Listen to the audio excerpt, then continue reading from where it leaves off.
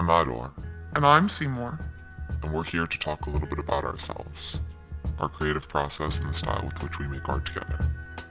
We chose the names Ador and Semor for ourselves because we think they reflect us, and, well, we find them funny. We're basically two guys who don't take themselves too seriously, and we just really enjoy having fun while we work. We hope when people watch us paint a wall in public that they're inspired and they want to go out to do art of their own. We met each other while we were out painting. We were both really used to working in teams and quickly noticed affinities in our artwork. We both have an attraction to painting characters as opposed to lettering, and quickly realized that we were able to work with four hands while keeping our styles and identities intact. With multiple artist paintings, the idea is to complement each other's style while staying as coherent as possible.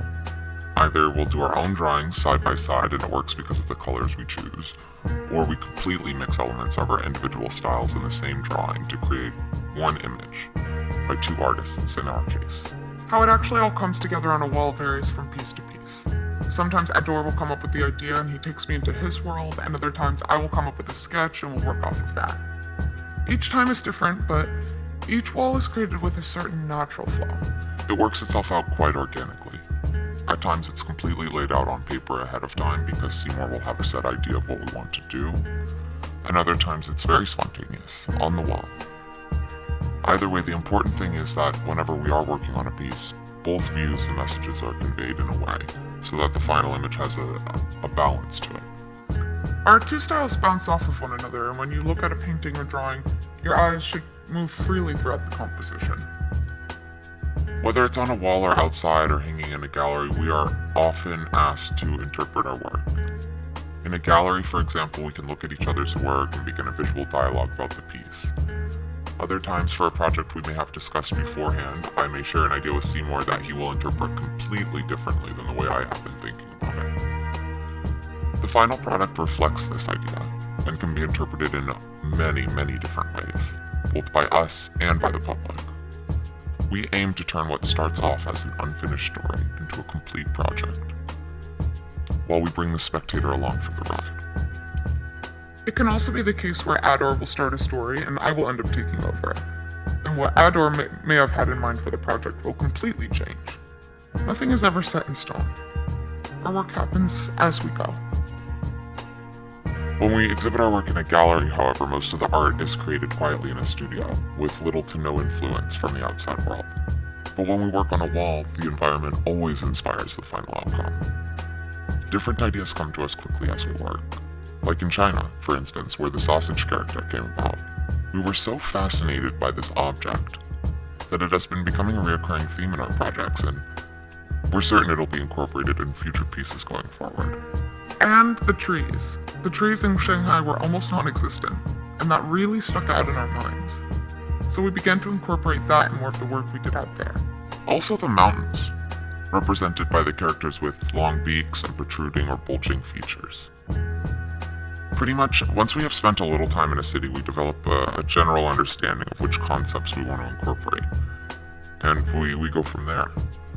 A common way of thinking becomes established between us, and we find we don't need to talk to know which direction the project will go. When we're working in a public space, we have the added benefit of the spectators. Their real-time reaction to what we're painting can help shape the story we're trying to tell.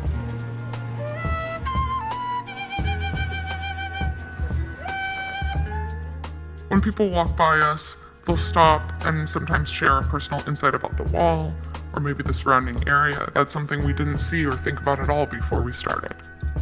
For example, one day I started with the precise idea and Seymour had one along with it.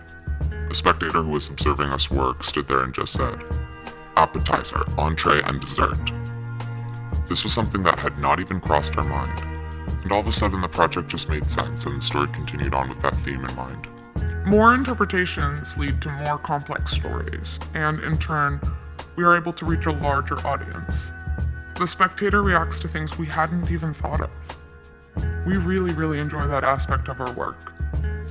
Everyone has their own understanding and interpretation, and it's fun for us to play with those ideas and incorporate what we can into the final product. As storytellers, we are always tied into our surroundings.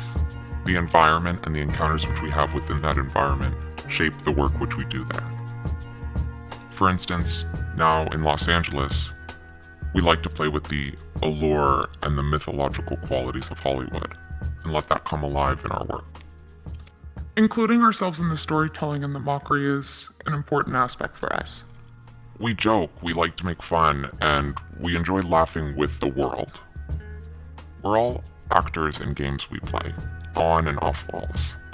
Sometimes we play out characters we draw in real life, and other times the characters we draw influence who we are in real life. So, the masks. Why the masks? You, the pigeon.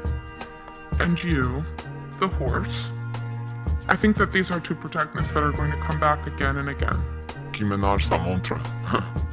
It's a continuation of our artwork that expresses parades and costumes and imaginary scenes. For us, the masks are a logical extension of that work. It's a way for us to include ourselves in the mockery and the storytelling aspect. It's like we are characters inside of that little comical, satirical world we created.